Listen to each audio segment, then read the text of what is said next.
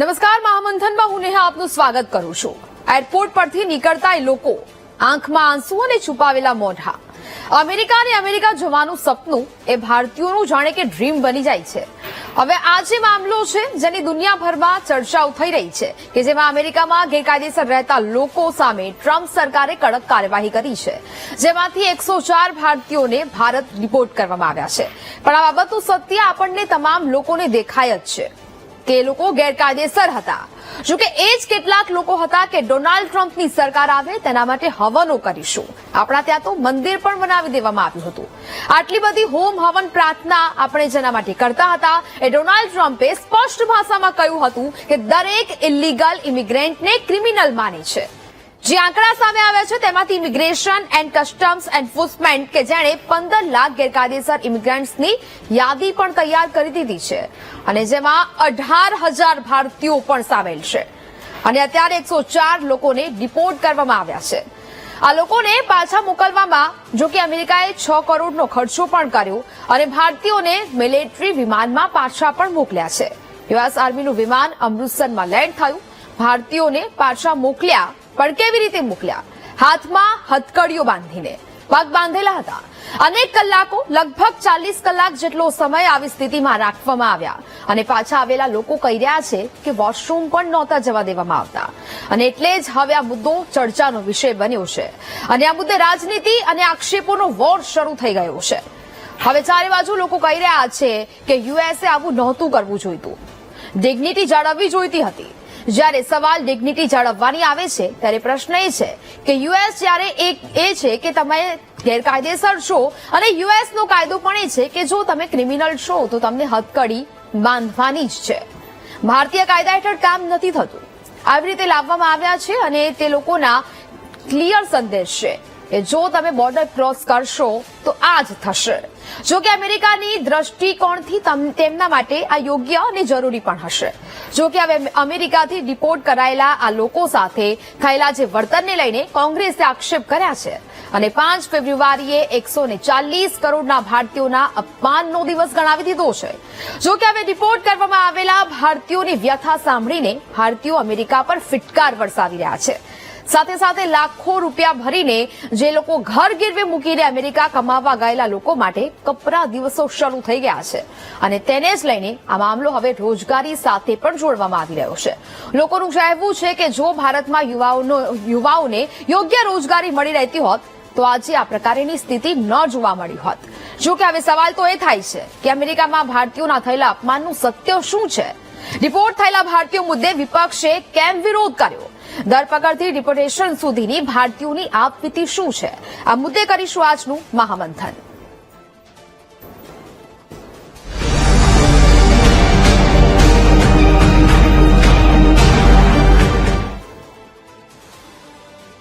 તો જે પ્રકારે સમગ્ર મામલો સામે આવ્યો છે અને હવે ભારતીયોને એટલે કે 104 જેટલા ભારતીયોને ડિપોર્ટ કરવામાં આવે છે। અમૃતસરમાં આ વિમાન છે તે લેન્ડ થઈ ચૂક્યું છે।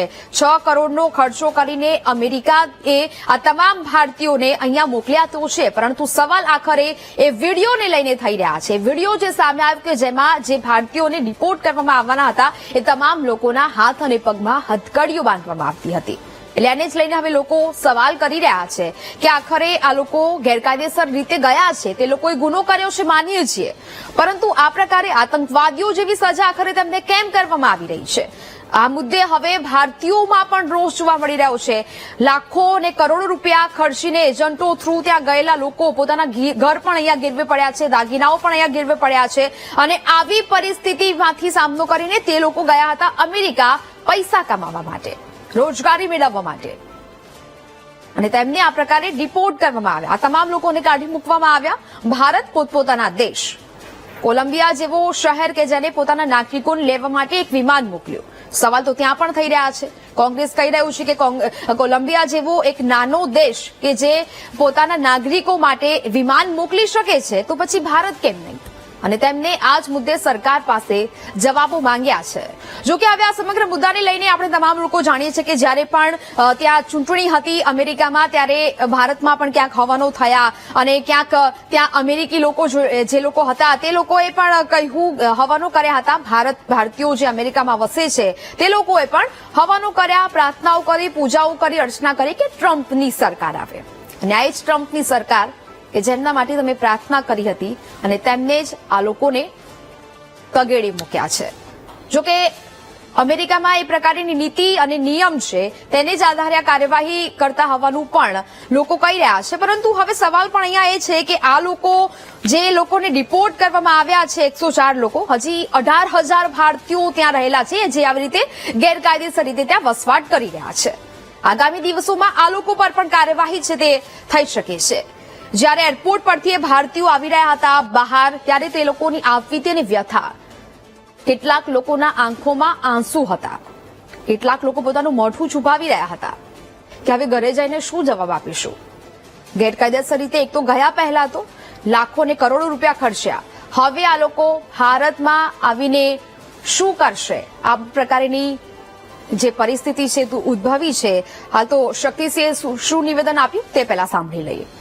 इस तरह से अमेरिका ने पूरे भारत देश का अपमान किया, हमारे लोगों को वहां से हथकड़ियां पहना के जैसे कोई बड़े क्रिमिनल हो और उसको निकाल रहे हो उस तरह से करके अगर आप देखेंगे तो इस तरह से हमारे लोगों को वहां से अमेरिका से निकाला गया.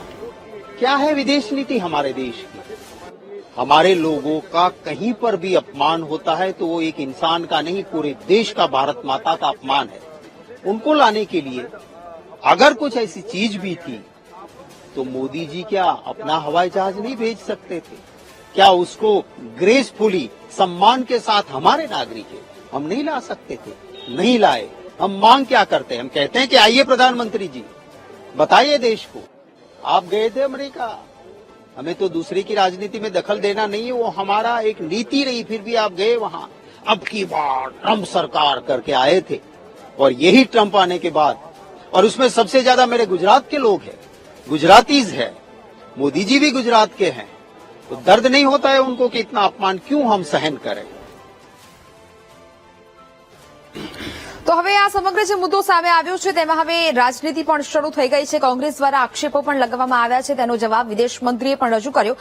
આ મુદ્દે આપણે ચર્ચા કરીશું કે આખરે આ પ્રકારનું વર્તન કેમ કરવામાં આવ્યું, અમેરિકામાં ભારતીયો સાથે કેદી જેવું વર્તન કેમ, આ મુદ્દે ચર્ચા કરી. આપણી સાથે ગેસ્ટ જોડાયા છે. ભાજપ નેતા દિંગજ સોમપુરા આપણી સાથે જોડાયા છે, કોંગ્રેસ નેતા હેમાંગ રાવલ જોડાયા છે, વરિષ્ઠ પત્રકાર મિલન કામદાર આપણી સાથે જોડાયા છે, ઇમિગ્રેશન એડવોકેટ પ્રશાંત અજમેરા આપણી સાથે જોડાયા છે, સાથે સિનિયર એડવોકેટ બેજુ ભગત આપણી સાથે જોડાયા છે અને US Indian community foundation chairman doctor Bharat Barai આપણી સાથે જોડાયા છે. આપ તમામનું વીટીવી ન્યૂઝમાં ખૂબ ખૂબ સ્વાગત છે. સૌથી પહેલા તો મિલનભાઈ આપની પાસે આવવા માંગીશ. સવાલ અહીંયા એ છે કે હાથ અને પગમાં સાંકળ બાંધીને આ લોકોને પાછા મોકલવામાં આવ્યા, કોઈની આંખોમાં આંસુ નહોતા રોકાઈ રહ્યા તો કોઈ પોતાનું મોઢું છુપાવવાનો પ્રયત્ન કરી રહ્યા હતા. આ બધી પરિસ્થિતિ આખરે કેમ બની? ઘણા બધા સંદેશ એક સાથે વહેતા થાય છે. અમેરિકા તરફથી એક એવો સંદેશ સમગ્ર વિશ્વ સમક્ષ મૂકવામાં આવી રહ્યો છે કે હવે અમે અમારા કાયદા પ્રમાણે દુનિયા સાથે વર્તન કરીશું. અમારા દેશમાં જગ્યા નથી. ઇલીગલ ઇમિગ્રન્ટ્સની અત્યારે સમસ્યા બધે જ થઈ રહી છે. એટલે દુનિયાના દરેક દેશો, પશ્ચિમના દેશો અત્યારે ઇમિગ્રન્ટ્સની સામે એક ઉહાપો, એક રોષ જોવા મળી રહ્યો છે. બધા ગેરકાયદેસર લોકો ઘૂસી આવે છે એવું લોકોને એક રોષ એટલો મોટો થવા માંડ્યો છે કે રાજકીય નેતાઓને એની ઉપર કઈ પગલાં લેવામાં આવી રહ્યા છે એવો સંદેશ આપવો પડે છે. એટલે ટ્રમ્પે તો ઇલેક્શન પ્રોમિસ કર્યું હતું અને એનું માન રાખ્યું છે. એના દેશ તરફથી એક રાજકીય નેતા તરીકે એને જે બી પગલાં લીધા એ યોગ્ય જ છે. એમણે કોઈ એના માટે કોઈ એમ્બિગ્યુટી નથી રાખી અને એમની રીતે બરાબર છે. ભારત એક દેશ તરીકે, એક જવાબદાર દેશ તરીકે એને કેવી રીતે લે છે એના ઘણા બધા પ્રતિબિંબ અને પ્રતિભાવો પણ પડશે. રાજકીય છે, આર્થિક છે, ડિપ્લોમેટિક એક કેવી રીતે આગળ ઉપર વધશે એને એ બધી છણાવટ કરવાની જરૂર પડશે આગળ ઉપર, અને એક સડન ઇમ્પેક્ટ જેવું એક શોક એલિમેન્ટ આવ્યું છે, એટલે એની સ્તબ્ધ થઈ જાય એવી પરિસ્થિતિ ખરી. બિલકુલ. પ્રશાંતભાઈ, હવે જે પ્રકારે આ સમગ્ર પરિસ્થિતિ બની છે એટલે જાણવું તો મારે એ પણ છે કે આપણે વાત કરીએ છીએ કે જ્યારે ગેરકાયદેસર રીતે ભારતીયો ત્યાં ગયા હતા, એટલે સૌથી પહેલો ગુનો તો બને છે કે તે લોકો બોર્ડર ક્રોસ કરીને ગેરકાયદેસર રીતે તેઓ લોકો ત્યાં ગયા છે. પરંતુ બીજી વાત એ કે હથકડી પહેરાવવામાં આવી, તેમને બાંધવામાં આવ્યા, 40 કલાક સુધી તેમની સાથે આ પ્રકારનું વર્તન કરવામાં આવ્યું. એટલે ઘણા લોકો એવું પણ કહે છે કે ત્યાંની નીતિ અને ત્યાંના કાયદા છે, તો આ પ્રકારનું યોગ્ય, આ પ્રકારનું જે વર્તન કરવામાં આવ્યું છે ભારતીયો સાથે, તે કેટલું યોગ્ય? અમેરિકાના કાયદાઓ શું કહે છે આ બાબતે? આની અંદર અમેરિકાના કાયદાઓ એ કહે છે કે તમે આપણે જો મીડિયામાં વાંચશું તો આપણને જોવા મળશે કે આ લોકો બોર્ડર ઉપર હતા. અલ પાસો કરીને એક નાનું એવું ગામ હતું ટેક્સાસ રાજ્યની અંદર, ત્યાં આવેલા ભારતીયો હતા કે જે મેક્સિકો અને અમેરિકાની બોર્ડરની વચ્ચે પડે છે, અને એ જગ્યાએથી આ લોકોને પકડ્યા અને એમને ડિપોર્ટ કર્યા. હવે જો એ ડિપોર્ટ ન કર્યા હોત તો પ્રોસેસ શું થાતે કે એમને ત્યાં જ્યારે ડિપોર્ટ કર્યા ત્યારે એક એક જણાનું નામ, આઈડેન્ટિફિકેશન લેવામાં આવે, અને આપણે જેમ ઇન્ડિયાની અંદર કોઈ વ્યક્તિને એરેસ્ટ કરવામાં આવે અને જેમ જજની સામે રજૂ કરવામાં આવે પોલીસ દ્વારા, એવી જ રીતે અમેરિકાનો કાયદો બી એવી જ રીતે કહે છે કે કોઈ પણ વ્યક્તિ ગેરકાયદેસર રીતે ઘૂસે તો એમને પાછા મોકલી ન શકાય, પણ એમને એમનું ડિટેલ લેવી જોઈએ, એમને શા માટે અહીં આવ્યા છે, વિઝા લીધા છે કે નહીં, એવા ક્વેશ્ચન આન્સર થાય, અને એ પછી એમને પૂછે કે ભાઈ તમારે તમારા દેશમાં પાછા જવું છે, તમારે અહીંયા શરણાગતિ જોઈએ છે. એના બેઝ ઉપર પછી એ વ્યક્તિને જજની સમેત, ઇમિગ્રેશન જજ હોય એની સમક્ષ રજૂ કરવામાં આવે, અને એ વખતે એ હિયરિંગની અંદર ગવર્મેન્ટનો લોયર હોય અને જે વ્યક્તિ એરેસ્ટ થયો હોય છે એનો લોયર અથવા તો પોતે જાતે રજૂઆત કરી શકે છે. અને એ વખતે જજ જે છે એ હુકમ કરે અથવા તો ઓર્ડર કરે કે ભાઈ આને શરણાગતિ માટેનો કેસ આગળ વધારવો અથવા તો એના કન્ટ્રીની અંદર, એના દેશમાં પાછો મોકલવો. જ્યારે પાછા મોકલવાની વાત આવે છે ત્યારે બે રીતે થતું હોય છે. એક કે જેની અંદર તમે રેગ્યુલરલી બી આપણા ન્યૂઝ ઉપર આંકડાઓ જોયા એ પ્રમાણે દર વર્ષે લોકો રેગ્યુલર જે સિવિલ ફ્લાઇટ તો હોય છે એમાં લોકો આવતા જ હોય છે. તમે આજની તારીખે, આજના દિવસે બી જોશો તો કદાચ દુબઈના અથવા તો અબુધાબીના એરપોર્ટથી રોજ 2-3 જણાને પાછા મોકલવામાં આવે છે. એટલે એ પ્રોસેસ તો ચાલે છે. પણ જ્યારે કાંઈક એક સંદેશો લોકોને દુનિયાભરમાં મોકલવા માટે જે ટ્રમ્પે આ જે પગલું લીધું છે કે એ સિવિલ ફ્લાઇટ ન લીધી પણ એમણે એમનું મિલિટરીનું પ્લેન ઉપયોગ કર્યું અને એની અંદર કેદીઓને બાંધીને મોકલ્યા અને એ રીતે પાછા મોકલ્યા, એ મારી દ્રષ્ટિએ લીગલ પ્રોસેસ ફોલો નથી થઈ, અને એ માટેનું જે કાંઈ બી કહીએ એ ઓછું છે. અને મારી એવી ડેફિનેટલી સૂચના છે કે આપણી એક્સટર્નલ મિનિસ્ટ્રી એમની સાથે વાત કરવી જોઈએ કે ભાઈ અમને, આપણે ઓલરેડી મિનિસ્ટર જયશંકરે કહી દીધું છે કે ભાઈ અમારા જે નાગરિકો હોય એને અમે પાછા લેવા તૈયાર જ છીએ, એનું આઈડેન્ટિફિકેશન થાય એ પછી અમે એમને પાછા લઈ લઈશું. એટલે આપણે કોઈ ના નથી પાડી, અને એવા સંજોગોની અંદર આવું શું કામ કર્યું એ બાબતનો મુદ્દો ભારત સરકારે અને એક્સટર્નલ મિનિસ્ટરે ઉઠાવવો જોઈએ. અને એ બી કે જો ફરી વખત ભવિષ્યમાં આવી રીતે લોકો આવશે જ તે, તો એ આવી સાંકળો પહેરાવીને, પછી હાથકડીઓ પહેરાવીને અને મિલિટરી પ્લેનમાં જેમ કે જાણે વોર ક્રિમિનલ્સ હોય એવી રીતે અથવા તો આતંકવાદીઓ એવી રીતે ન મોકલવા જોઈએ. એક સિવિલ પ્લેન દ્વારા એવી રીતે મોકલવા જોઈએ કે જેની અંદર આ લોકો બધા પાછા આવી શકે, એવું મારું માનવું છે.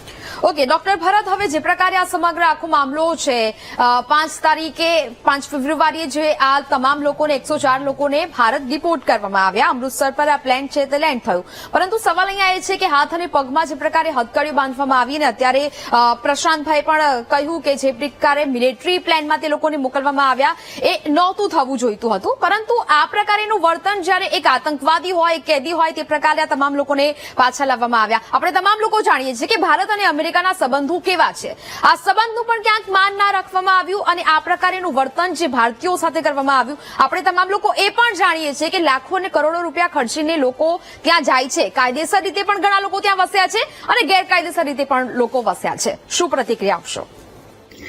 એમાં બેન એવું છે કે તમે એક જ રીતે વિચાર કરો તો એ જરૂર લાગે કે આ વર્તાવ બરાબર નથી, પણ તમે બીજી રીતે વિચાર કરો કે આ લોકોને તમે પ્લેનમાં મોકલો 104 જણાને, અને એ લોકો પ્લેનમાં તોફાન કરે, કેમ કે બધાને ગેરકાયદેસર ડિપોર્ટ કર્યા છે, કોઈને પાછા જવું નથી હોતું, તો એમને 104 જણા જો પ્લેનમાં ધમાલ ધાંધલ કરે અને એ પ્લેન જો ક્રેશ થાય તો શું કરો તમે?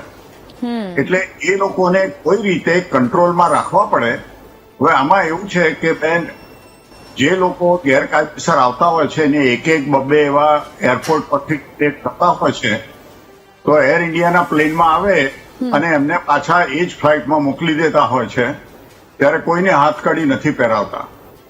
પણ તમારે 104 જણાને પ્લેનમાં મોકલવા હોય, અને અત્યારે તમે વિચાર કરો બધી ફ્લાઇટો ફૂલ જાય છે. એક ભાઈ એમ કહ્યું કે તમે એને એર ઇન્ડિયાની ફ્લાઇટમાં મોકલો, પણ એર ઇન્ડિયા પ્રાઇવેટ એરલાઇન ટાટાની છે, ભારત સરકારની નથી.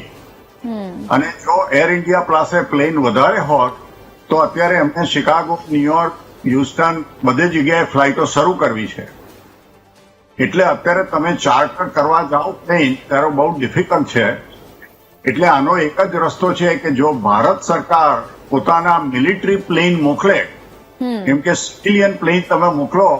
અમેરિકામાં અત્યારે છેલ્લા 4 વર્ષમાં 4 મિલિયન એટલે 1.1 કરોડ ગેરકાયદેસર લોકો ઘૂસી આવ્યા છે. ભારતના, મેક્સિકોના, પેરુના, હોન્ડુરાસના, બધા દેશોના લગભગ 1.1 કરોડ લોકો ઘૂસી આવ્યા છે. હવે એ બધાને તમારે પાછા મોકલવા હોય તો એટલા એરલાઇનના પ્લેન લાવો ક્યાંથી? અને જો એર હોસ્ટેસને તમે બધાને એમને બેસાડી દો બોઈંગ 747માં, તમે એ વિચાર કરો કે એમને કોલંબિયા પાછા મોકલવા હોય ને તો કોલંબિયાથી ડિસ્ટન્સ અમેરિકાથી ઓછું છે, એટલે તમે 737 કે એવા નાના પ્લેનમાં મોકલી શકો, એરબસમાં. પણ અમેરિકાથી અહીંયા મોકલવા હોય તો તમારે મોટું બોઈંગ 777 કે 747 એવા પ્લેન જોઈએ કે જે અમેરિકાથી ઇન્ડિયા આવી શકે.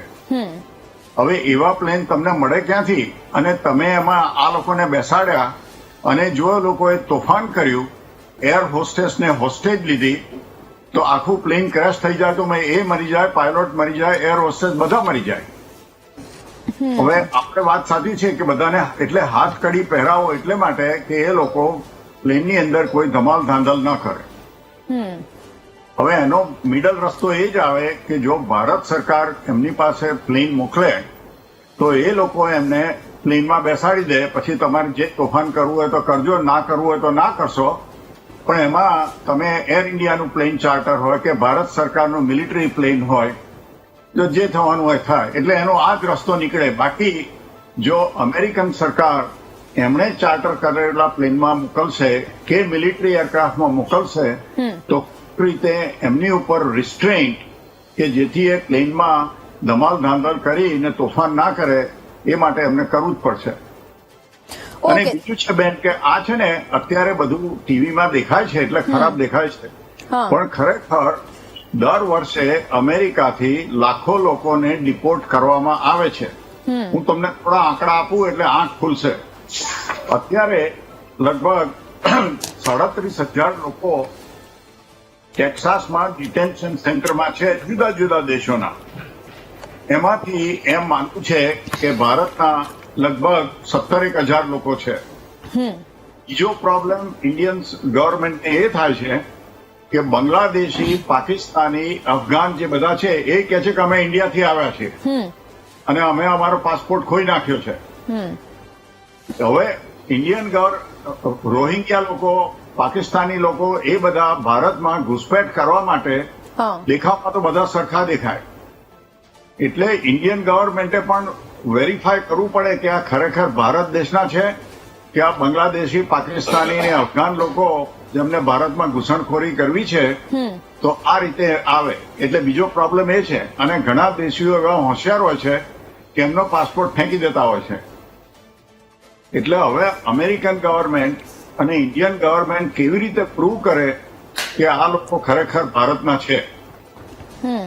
પણ તમે બીજા આંકડા હું તમને આપું બેન. પ્રેસિડેન્ટ ઓબામા જયારે હતા ત્યારે 4 વર્ષમાં 5.3 મિલિયન એટલે 53 લાખ લોકોને ડિપોર્ટ કર્યા હતા. એટલે એવું નથી કે આ ટ્રમ્પે શરૂ કર્યું છે. એકચ્યુઅલી તમે જુઓ તો ટ્રમ્પની પહેલી ટર્મમાં કુલ 2.1 મિલિયન એટલે 21 લાખ લોકોને પાછા મૂકાયા હતા અને અત્યારે બાઇડન પ્રમુખ છે ત્યારે જાન્યુઆરી 21 થી નવેમ્બર 24 એ દરમિયાન ટોટલ 4.6 મિલિયન એટલે 46 લાખ લોકોને પાછા મોકલ્યા છે. ઓકે. ફેર એટલો છે કે ટ્રમ્પ સાહેબે જેને કહીને કે ડમરા વગાડી અને જગમાં જાહેર કર્યું કે અમે બધાને પાછા મોકલીએ છીએ અને ટીવી વાળા બધા પહોંચી ગયા એટલે માટે બધું એમ લાગે કે હા આવું કરે છે, પણ આ ડિપોર્ટેશન તો વર્ષોથી ચાલે છે. ખાલી ઓબામા કે બાઇડન સરકાર બહુ બોલતા નતા. ઓકે. અને બીજું એ થયું છે કે છેલ્લા 4 વર્ષમાં એમણે મેક્સિકોની બોર્ડર પરથી 11 મિલિયન એટલે 1.1 કરોડ લોકો ઘૂસીને આવ્યા છે. હવે આપ જેમ પેલા ભાઈએ કહ્યું કે અલ પાસોની સામે અમેરિકા અને મેક્સિકો એની વચ્ચે રિયો ગ્રાન્ડે રિવર એટલે નદી આવે છે, એટલે એ નેચરલ બોર્ડર છે. પણ અલ પાસો પાસે આ નદી સાંકડી થઈ જાય છે, એની ઊંડાઈ ઘટી જાય છે, એટલે તમે ચાલીને કમર સુધીના પાણી હોય છે. એટલે જ્યારે બાઇડન આવ્યા પ્રમુખ તરીકે અને કમલા હેરિસને બનાવ્યા હતા જે કહે ને ઇમિગ્રેશન ઝાર, ત્યારે એ બેને કંઈ કર્યું નહીં. એટલે એ લોકો હારી ગયા ઇલેક્શન. એનું એક મોટું કારણ આ ઇલીગલ ઇમિગ્રેશન છે. ઓકે ડોક્ટર ભરત, આવું છું આપની પાસે. બેજુભાઈ, હવે સવાલ આખરે એ જ થઈ રહ્યો છે કે હાથમાં હથકડી અને તે લોકોને આ પ્રકારે બંધક બનાવીને લાવવામાં આવ્યા. આપણા ઇન્ડિયામાં પણ ગેરકાયદેસર રીતે ઘણા લોકો રહેતા હશે. આપણા દેશમાં આવી કોઈ કાર્યવાહી, આવા કોઈ નિયમો?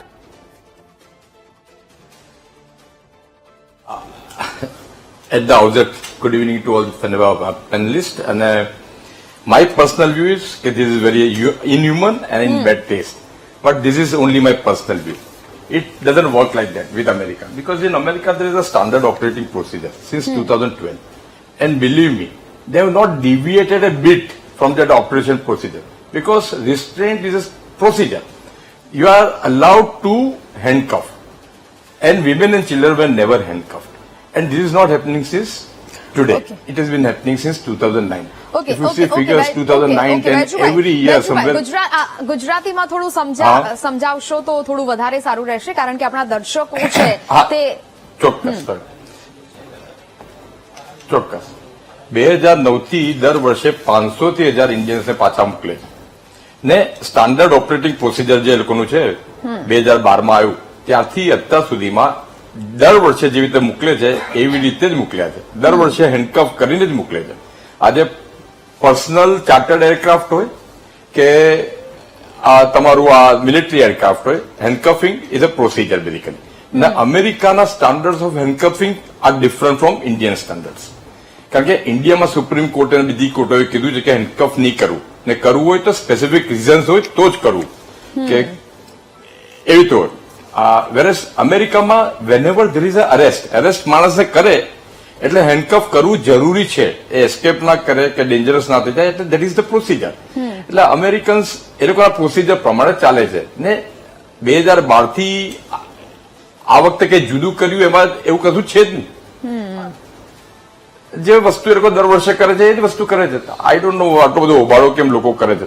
કારણ કે ઇલીગલ માણસ અમેરિકા જાય છે તો he has the right to be deported, and the country is obligated to take back his citizens. અને આજે ફોર એક્ઝામ્પલ તમે લો બાંગ્લાદેશીઓ ઇન્ડિયામાં ઘૂસી જાય છે તો તમે શું કરશો? You have to send them back. ઇન્ડિયામાં હેન્ડકફિંગ લોકો આવી રીતે જુએ છે કારણ કે વેરિયસ જજમેન્ટ છે એટલે. પણ અમેરિકામાં આજે ટ્રાફિક રૂલમાં બી માણસ પકડાય છે એટલે ગુનો હોય ને ગુનો ના હોય તો બી હેન્ડકફ કરવાનું દેઝ અ પ્રોસિજર બેઝિકલી. ને મારા અર્લિયર પેનલિસ્ટે કીધું કે એ લોકો એરોસ્ટેસને હોસ્ટેજ બનાવે કે whatever, that's a very logical thing. Okay, ચલો હવે હેમાંગભાઈ, સવાલ આખરે એ થાય છે કે આ બધી પરિસ્થિતિનું નિર્માણ થાય, ગેરકાયદેસર રીતે લોકોને અમેરિકામાં કે કોઈ પણ દેશમાં કમાવા માટે જવું પડે. આખરે આ લોકોની આ સ્થિતિ, હાથકડી બાંધવામાં આવી, તેમના હાથ બાંધવામાં આવ્યા, પગ બાંધવામાં આવ્યા, ગેરવર્તન તે લોકો સાથે કરવામાં આવ્યું, કોંગ્રેસના આવા આક્ષેપો.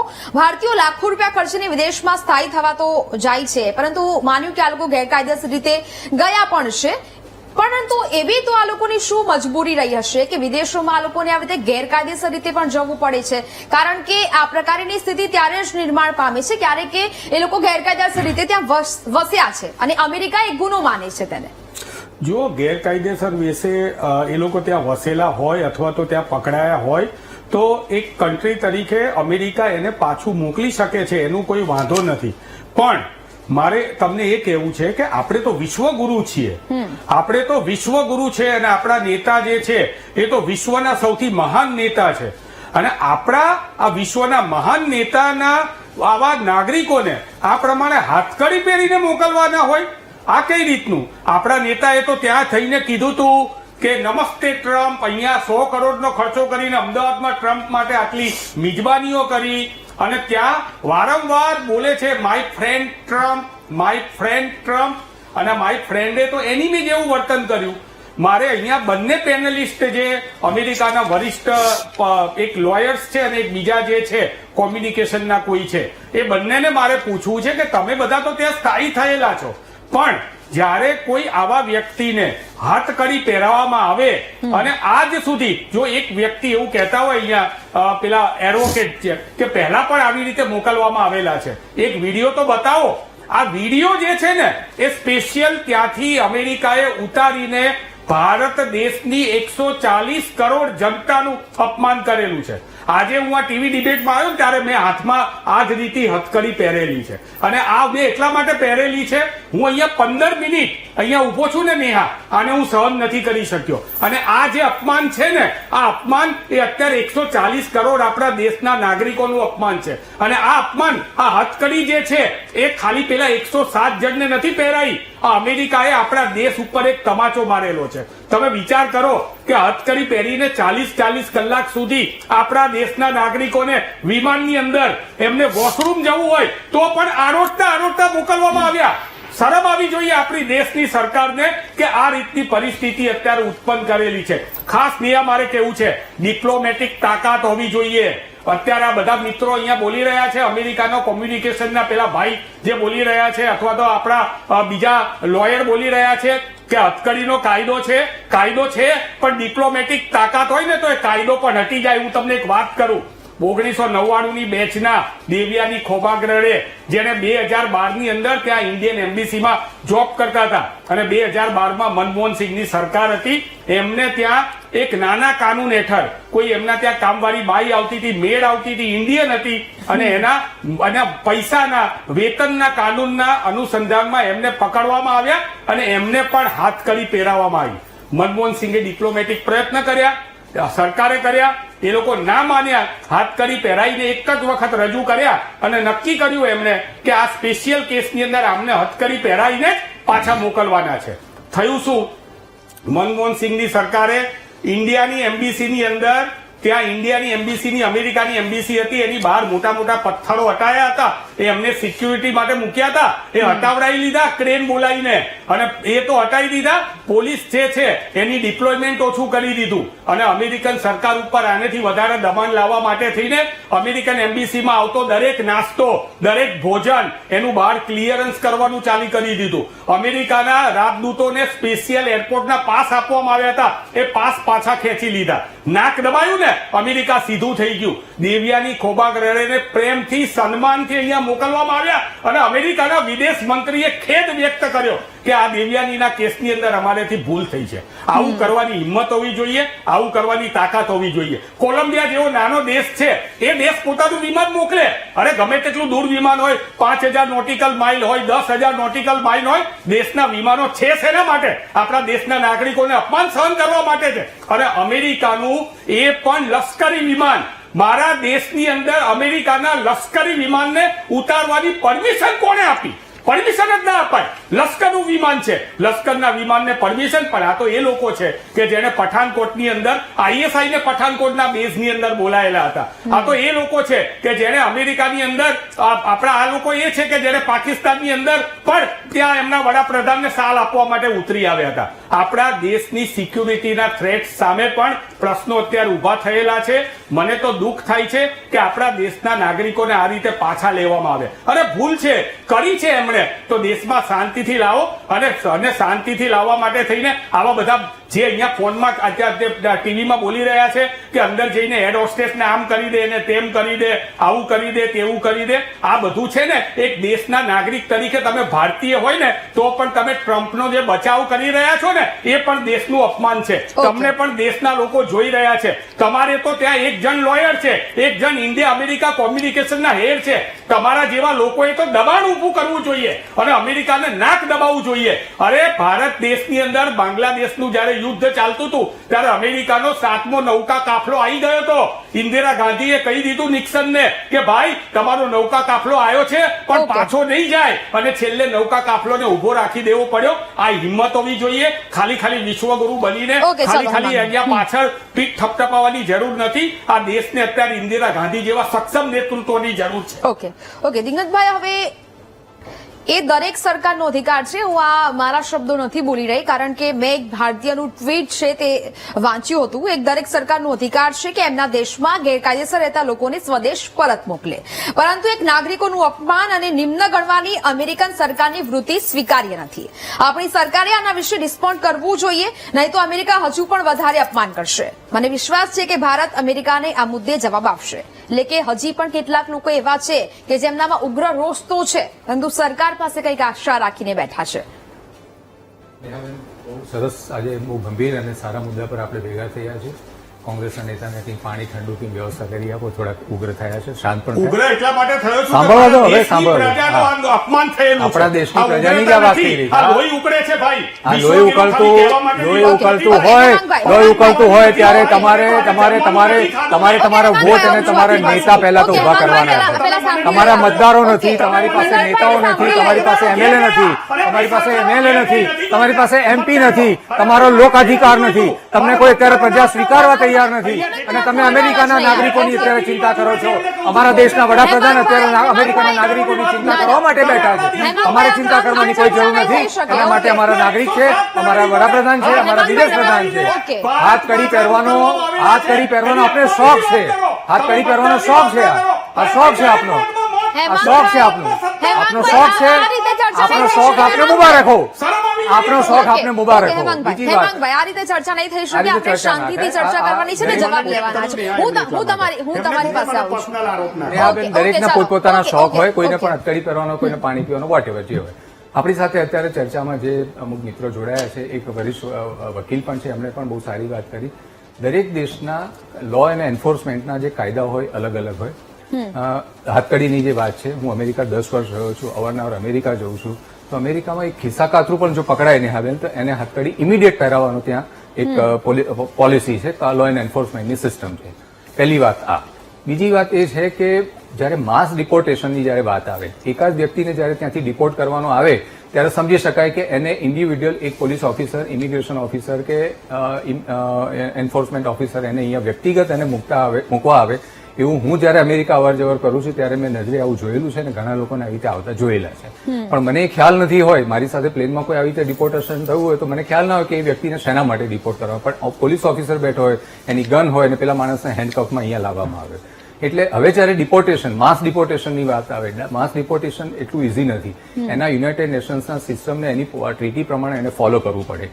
જયારે ડોનાલ્ડ ટ્રમ્પે અમેરિકાના દેશની ચાવી લીધી, વડાપ્રધાન એના પ્રેસિડેન્ટ થયા, ત્યારે એ દરમિયાન જયારે આપણા વિદેશ પ્રધાન અમેરિકા ગયા હતા ત્યારે એમણે ત્યાંના વિદેશ પ્રધાન સાથે પણ, અમેરિકાના વિદેશ પ્રધાન સાથે પણ વાત કરી અને આ ઇમિગ્રેશન જે ઇલીગલ ઇમિગ્રન્ટ જ્યાં રહી રહ્યા છે એમના માટે જે હતી એની પણ ચર્ચા થઈ.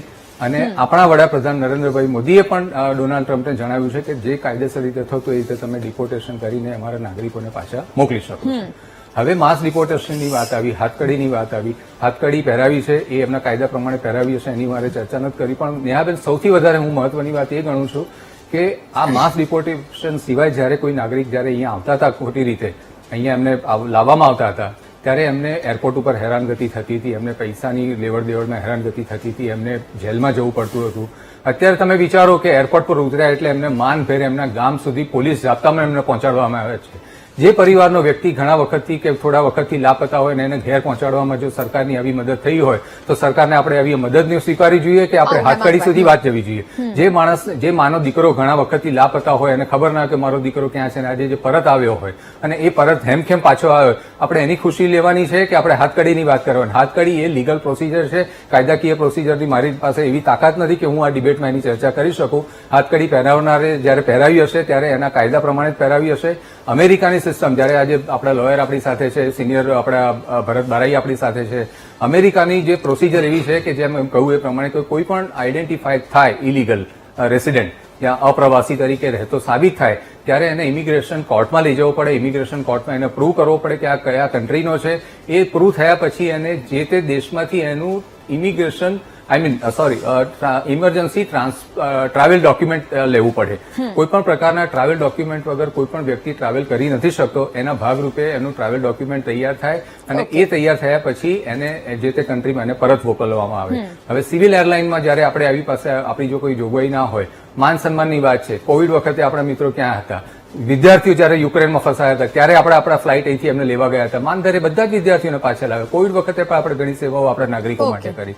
ત્યારે પણ આપણે દેશની આપણી વાત થઈ ત્યારે પણ ઘણા લોકો એનો વિરોધ કર્યો હતો, એને નેગેટિવ લીધું હતું. એટલે માન આપણે દેશના નાગરિકો તરીકે આપણા વડાપ્રધાન આપણું માન જાળવી જ રહ્યા છે, એમાં કોઈ બેમત નથી. નેહાબેન, ઓકે, ચલો મિલનભાઈ, હવે સવાલ આખરે એ પણ થાય છે કે આ જે પ્રકારની પ્રક્રિયા કે અમેરિકાની નીતિ હોય કે કાયદો હોય તે પ્રકારે વિડીયો છે તે આપણને જોવા મળ્યો, હથકડીઓ પહેરવામાં આવી, તેને કારણે અનેક ભારતીયોમાં રોષ તો છે, પરંતુ ગેરકાયદેસર રીતે અમેરિકા કે કોઈ પણ જગ્યાએ રોજગારી મેળવવા માટે જતા લોકો સામે સવાલ ઉભા થાય છે. કારણ કે એક બાજુ અમુક ભારતીયો એવું પણ માની રહ્યા છે કે જો આપણા જ દેશમાં રોજગારી મળી જતી હોય તો પછી ગેરકાયદેસર રીતે બહાર જવાની જરૂર શું પડે? એક મુદ્દાની વાત હજી સુધી કોઈએ રજૂ નથી કરી, જે હું ધ્યાન દોરવા માંગુ છું. અત્યારે જે રીતે પ્રેસિડેન્ટ ટ્રમ્પના વડપણ હેઠળ ભારતના જેટલા ગેરકાયદેસર લોકોને મોકલવામાં આવે છે એમાં મને જીનીવા કન્વેન્શનનું સ્પષ્ટ ઉલ્લંઘન દેખાય છે. જીનીવા કન્વેન્શનનો એક સીધો સાદો અર્થ એવો છે કે વોર પ્રિઝનર્સ એટલે યુદ્ધના કેદીઓ હોય એની પણ સાથે માનવતાભર્યું વર્તન કરવું પડે. એ એક ઇન્ટરનેશનલ લો છે અને ભારતીયો ગેરકાયદેસર છે કે કાયદેસર એ તો કોર્ટ નક્કી કરશે અને એમની પોતાની જે પ્રોસિજર છે એમના દેશમાં છે. એટલે એ પછી એના પર જે પગલાં લેવાય પછીની વાત આવે, પણ એમનું એક સમાન અને એક ભારત તરીકે સાર્વભૌમત્વ વાળો દેશ હોય એના એક નાગરિક તરીકે એની સાથે જે વર્તન થવું જોઈએ એ નથી થઈ રહ્યું. એ પણ એક વાસ્તવિકતા છે. બીજી વસ્તુ, એના આપણી આર્થિક પરિસ્થિતિ દેશ તરીકે આપણું એક વેપાર વાણિજ્યનું જે કંઈ ગ્રોથ રેટ છે એ બધાને ધ્યાનમાં રાખીને એ બહુ મોટો પ્રશ્ન છે. એને કોઈ 1 મિનિટ કે 2 મિનિટમાં આપણે એની ચર્ચા નહીં કરી શકીએ. મારી દ્રષ્ટિએ એના કરતાં વધારે ગંભીર સવાલો એ ઉભા થાય છે કે રાજકીય પટલ ઉપર સૌથી વધારે ઓપ્ટિક્સ ગણાતા હોય છે. ઓપ્ટિક્સ એટલે જે તમે સંદેશ આપવા માંગો છો દુનિયાને. ટ્રમ્પ એની રીતે બહુ સ્પષ્ટ રીતે સંદેશ આપે છે અને કાયદાનો પણ વિરોધ જે કરતું એ માને, જે એ નથી ફોલો કરતો, એને કંઈ પડી નથી. એ એક સમૂહ હત્યારી વલણ અપનાવીને એના જે કંઈ પગલાં લઈ રહ્યા છે. ગઈકાલે આપણે જોયું કે ગાઝા જઈને બી એમણે ગાઝા માટે જે એમણે સ્ટેટમેન્ટ આપ્યું અને એનાથી ભયંકર મોટો એક ડિપ્લોમેટિક વિવાદ ઉભો થયો છે અને પછી આજે એનો થોડુંક પારોઠના પગલાં બી ભરાયા છે. સવાલ મને વધારે મહત્વના એ દેખાય છે કે એમના આ પગલાંથી ઇન્ટરનેશનલ ડિપ્લોમસી ઉપર શું અસર પડશે. ભારત એક જવાબદાર દેશ તરીકે અમેરિકાનું એક સાથીદાર તરીકે કેટલાય વર્ષોથી ઉભરી રહ્યું છે અને અત્યારે જે વિશ્વમાં જે આખી ડિપ્લોમેટિક એક બેલેન્સ ઉભું થયું છે એમાં ચીન એ અમેરિકાનો સૌથી મોટો હરીફ બનીને ઉભરી રહ્યું છે. એ વખતે ચીનને કંટ્રોલમાં રાખવા માટે એની ટ્રમ્પની પહેલાની દરેક સરકારોએ ભારત સાથે જે સાથીદાર જે પાર્ટનરશિપ ઉભી કરી હતી એમાં ટ્રમ્પે મોટો એટેક કર્યો. હવે એના પછી એના શું પ્રતિઘાત આવશે એ ભારત સરકારે નક્કી કરવા પડશે. કારણ કે જો એક વખત એવું એક સંદેશ જાય કે ભારત અને અમેરિકાના સંબંધોમાં તિરાડ પડી છે એટલે ચીન એનો તરત ફાયદો ઉઠાવશે. એ એક મોટો એક ડર છે.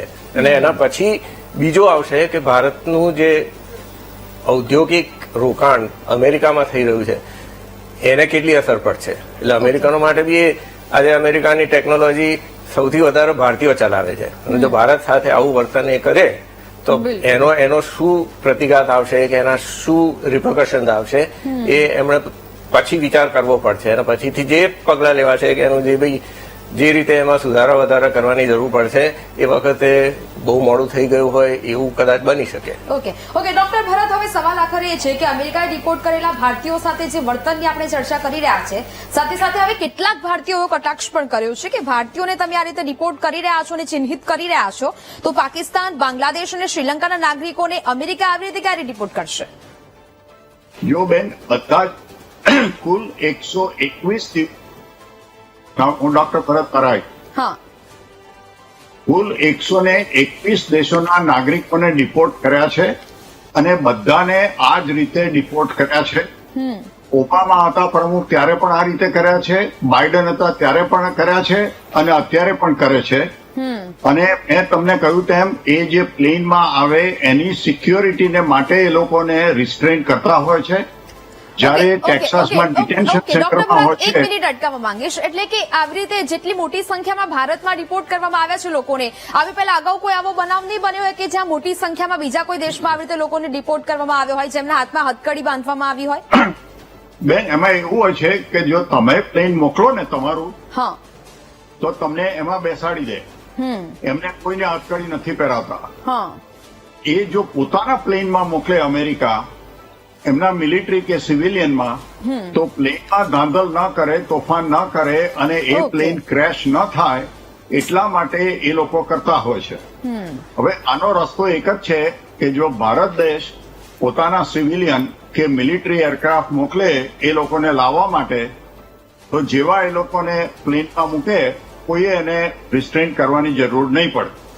હવે બીજા એક કોંગ્રેસના નેતાને હું એક સવાલ પૂછું છું કે આપના નેતા દર 6 મહિને અમેરિકા આવતા હોય છે, રાહુલ ગાંધી, તો આ જે તમે વિરોધ કરો છો તો એના બદલામાં રાહુલ ગાંધી અમેરિકા આવવાનું અને ભારત વિરોધ પ્રચાર કરવાનું બંધ કરશે ખરા? બીજો મારો સવાલ એ છે કે મોટાભાગના કોંગ્રેસના નેતાઓ, એલચીઓ, કોન્સલ જનરલો એ બધાના છોકરા અમેરિકામાં સ્થાયી થયા છે. એ બધાને કોંગ્રેસ પક્ષ પાછા બોલાવી લેશે આના વિરોધમાં? તમે એક ભૂલી જાઓ છો કે દર વર્ષે અમેરિકા 1 મિલિયન વિઝા, 10 લાખ લોકોને દર વર્ષે વિઝા આપે છે. અત્યારે ભારત દેશમાં 60 લાખ લોકો એવા છે કે જેમની પાસે મલ્ટી યર વિઝા છે. એ ઉપરાંત અમેરિકા દેશમાં અત્યારે 55 લાખ ભારતીયો લીગલી રહે છે. તમે સિમ્પથી લાવો છો કે જે લોકો ગેરકાયદેસર રીતે અમેરિકા ગયા હતા, એવા તમે 17,000 કે 20,000 જે આંકડો હોય એને માટે તમે સહાનુભૂતિ રાખો છો, પણ જે 50 થી 60 લોકો ભારતીયો ભારતમાં છે કે જેઓ પોતે જાતે અમેરિકાનો વિઝા લીગલી લીધો છે, દર વર્ષે 1 લાખ વિદ્યાર્થીઓ અમેરિકા ભણવા જાય છે અને 55 લાખ ભારતીયો અમેરિકામાં સ્થાયી થયેલા છે. તમને એને પ્રત્યે સહાનુભૂતિ છે કે જે લોકોએ લીગલી બધું કર્યું છે? અને એ ના હોય તો તમે રાહુલ ગાંધીને કહો કે અમેરિકા જવાનું બંધ કરી દે અને ભારત વિરુદ્ધ પ્રચાર કરવાનો અમેરિકાની ધરતી પરથી બંધ કરી દે. ના નેહાબેન, એમણે નામ દીધું છે તો આપવું જ પડે. તમે કાં તો પછી ડિબેટમાં ના બોલાવો. પહેલા ડોક્ટર ભરત બારાઈને લોકો ગૂગલ ઉપર સર્ચ કરે, આ સરોગેટેડ બીજેપીના માણસ છે, પહેલી વાત. બીજી વાત, ટ્રમ્પના માણસ છે અને ટ્રમ્પે આપણા દેશને હથકડી બાંધીને અહીંયા મોકલ્યા છે, અત્યારે એની પેરવી કરી રહ્યા છે. શરમ આવી જોઈએ એક ભારતીય તરીકે કે આવા હથકડી પહેરાયેલા માણસો અહીંયા મોકલવામાં આવ્યા અને એની પેરવી કરે છે. અને તમે રાહુલ ગાંધીની વાત કરો છો. આપણા દેશના વડાપ્રધાન નરેન્દ્રભાઈ મોદીએ વિદેશમાં આવીને એમ કીધું હતું કે ભારતની અંદર જન્મ લેવો છે ને એ પાપ હતું. આવું આપણા દેશના વડાપ્રધાન બોલ્યા હતા. એમની વાત કરો ને ભાઈ. તમે સચ્ચાઈ રજૂ કરીએ છીએ અમે. સચ્ચાઈ જયારે રજૂ કરતા હોય અને દેશના નાગરિકોનું અપમાન થયું છે, આ અપમાનને તમે જસ્ટિફાઈ કરી રહ્યા છો. પહેલા તો તમને શરમ આવી જોઈએ કે તમે ભારતના પાસપોર્ટ ઉપર ત્યાં જઈને એનઆરઆઈ બનીને આ રીતે રાજકીય વાતો કરો છો. નીચે તમે લખી નાખો, પેલા ડોક્ટર ભરત બરાઈને તમે સર્ચ કરો. હું તો કઉ છું વિકિપીડિયામાં છે એમનું. એમનું ફાઉન્ડેશન શું છે, કોનું ફંડ લે છે, કઈ રીતે અહીંયા અમદાવાદની અંદર ને રાજસ્થાનમાં ફંડ મેનેજ કરે છે, FCRA શું છે, આ બધું તપાસ કરો એટલે ખબર પડી જાય કે આ ભારત વિરોધી વ્યક્તિ છે ઓકે, ચાલો, અને ઓકે, ભારતના હેમંતભાઈ, વિરોધી ઓકે. વાતાવરણની અંદર આ રીતે હથકડી ઓકે, આપણા ઓકે, લોકોને બ્રેકનો બાંધીને સમય આયા થયો છે, એને હેમંતભાઈ, જસ્ટિફાઈ કરે છે. ઓકે. શરમ આવી જોઈએ. ઓકે, ચાલો. એટલે કે સવાલ અહીંયા એ છે કે સિક્કાની બંને બાજુ જોવામાં આવી રહી છે. એક બાજુ ભારતીયોનું અપમાનની પણ વાત થઈ રહી છે, બીજી બાજુ અમેરિકાએ પોતાના કાયદા પ્રમાણે આ પગલા ઉઠાવ્યા હોવાની વાત થઈ રહી છે. ચર્ચા યથાવત રાખીએ, રોકાઈશું બ્રેક માટે.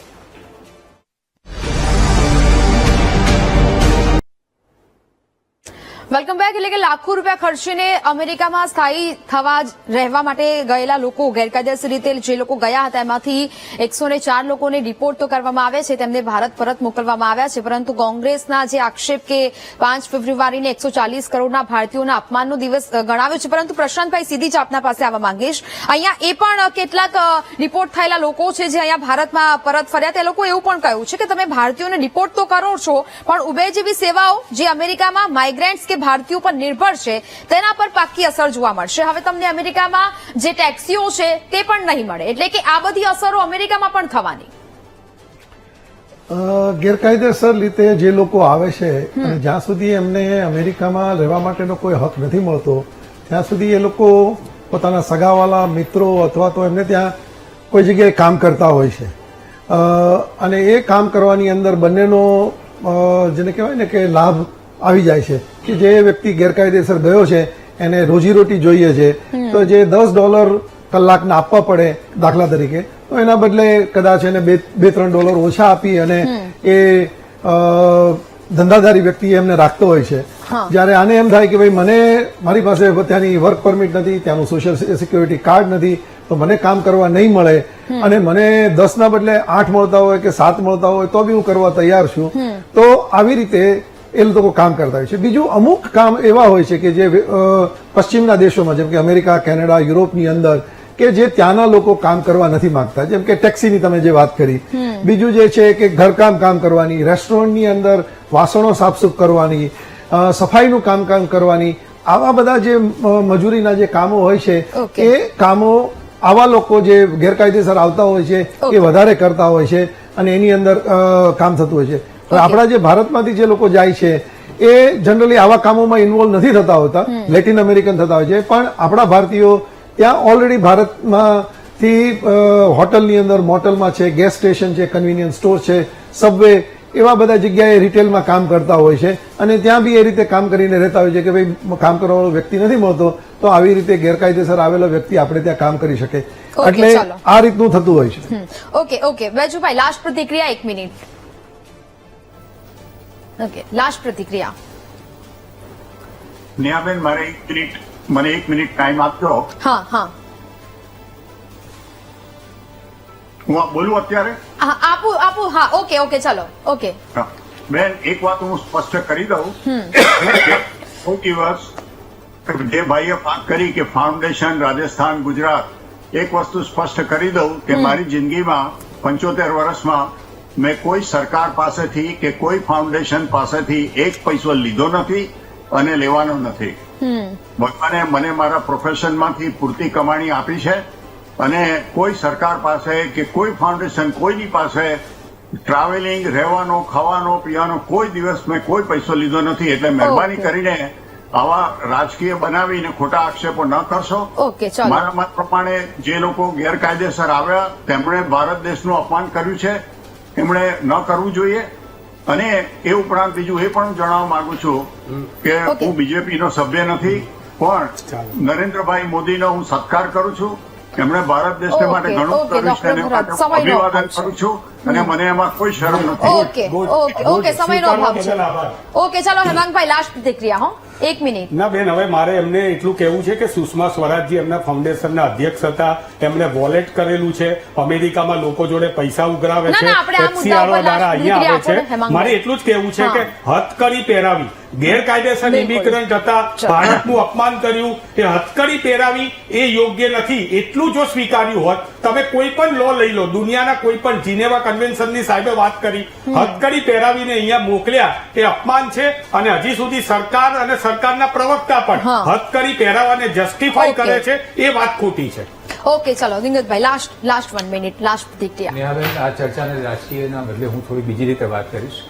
સૌથી પહેલા તો આપણા માધ્યમથી હું આપણા દર્શકોને એ કહીશ કે જે થયું છે એને આપણે અત્યારે બાજુ પર રાખીએ, પણ સૌથી મહત્વની વાત કે જે લોકોને પરદેશ જવું છે આર્થિક વિકાસ માટે, પોતાના પરિવારના ઉત્થાન માટે, બેધડક જાઓ, તમારે જવાનો અધિકાર છે, જવું પણ જોઈએ, પણ સાથે સાથે તમે ખોટા રસ્તે ના જાઓ જેથી કરીને તમે તમારી જાતને અને તમારા પરિવારને નુકસાનીમાં મૂકો.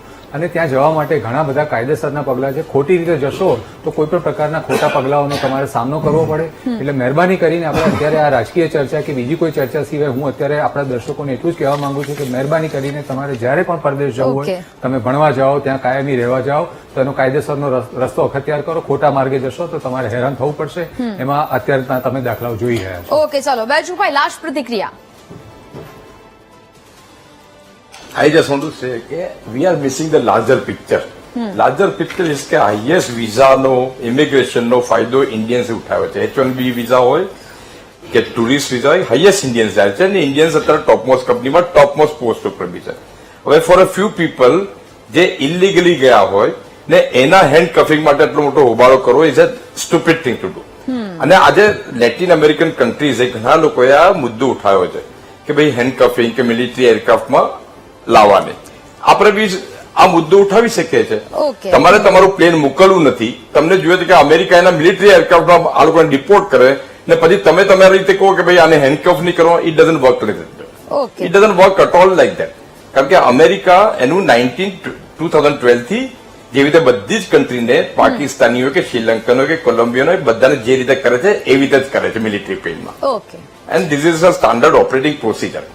There's nothing wrong with it. ઇન્ડિયાની ખોબાગ્રહને 2012માં જે કેસ થયો હતો વિધાઉટ હેન્ડ કપિંગ અહીંયા પાછા મોકલવામાં આવ્યા હતા અને એમને વિદેશ મંત્રાલયે માફી પણ માંગી હતી. આપણે ગમે તેમ તો એક પોલિટિકલી નહીં પણ આપણે ત્યાં ડિપ્લોમેટિકલી પણ એવો વ્યૂ અપનાવવો જોઈએ કે ભવિષ્યની અંદર આવા પ્રકારના હેન્ડ કપિંગથી આપણે બચીએ.